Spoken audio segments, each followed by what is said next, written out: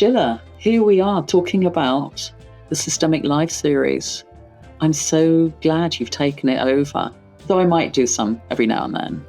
Yes, and I'm hoping that it's going to be a sort of a co-created process, which it does feel like. The part that was very exciting for me when you first started talking about this was the idea of being in conversation with others, because, as systemic psychotherapists, that's what we're doing all of the time. We're in conversations with each other. So I wonder if you might start off by just saying how you had this idea about the Systemic Lives podcast.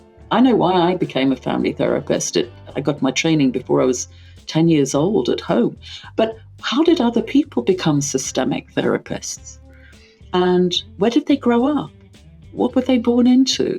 What was the journey? So that was what really moved me. And I thought, in this day and age of technological possibilities, we could just ask and see who says yes to tell us some of their life story. And sort of untold invisible stories, about the people that we've read in books or maybe articles of whose conferences we've kind of gone to.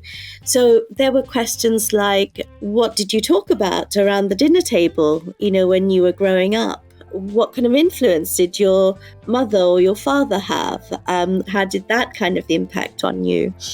Relationships with peers, people who were important to you as you were growing up. Even love relationships.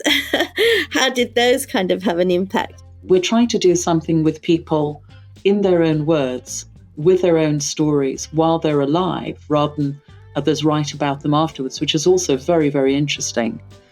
What would be interesting, Shila, is to hear from other people as they start to listen to the podcast. There could be a community of conversation around these conversations. So it would be great to hear from people what they're thinking about the conversations that we're having, and if they're somehow connecting with these people in a different kind of way as a result of the conversations as well. That would be very interesting.